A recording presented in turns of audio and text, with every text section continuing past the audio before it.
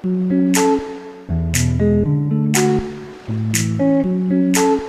dimanche, les cloches de nos églises et de notre cathédrale sonneront à la volée pour annoncer la joie de Pâques. Elles répondent à la joyeuse nouvelle proclamée dans cette fête. Le Christ est ressuscité d'entre les morts et il se tient vivant au milieu de nous. Cette annonce se fait entendre alors que notre pays traverse, depuis plus d'1 an maintenant, une crise profonde. Nous sommes conscients des graves conséquences qu'engendre cette épidémie. Conséquences sanitaires, conséquences humaines, conséquences économiques et sociales. Nous avons aussi appris avec cette crise et nous avons su faire preuve d'inventivité et de souplesse.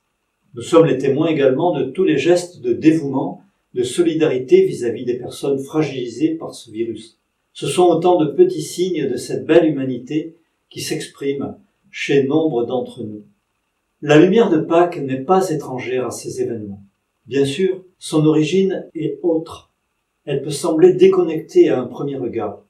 Et si, paradoxalement, c'était son étrangeté qui la rendait capable d'offrir une vraie espérance dans nos difficultés. Et si notre monde, dans ce qu'il a de plus concret, était l'objet d'une sollicitude qui lui venait du Christ. Lorsqu'à Pâques, nous célébrons sa victoire sur le mal et la mort, nous confessons qu'aucun obstacle, aucune impasse ne pourront faire obstacle à sa lumière qu'il vient nous offrir sans jamais nous faire violence. La joie de Pâques appelle chacun à s'interroger. Que dois-je faire pour témoigner de cette lumière inouïe dans ce moment si surprenant ? Que dois-je faire pour diffuser cette espérance dans un contexte si éprouvant pour beaucoup d'entre nous ? C'est en répondant à cette question que nous accueillerons comme il se doit la joyeuse nouvelle. Bonne fête de Pâques à chacun d'entre vous.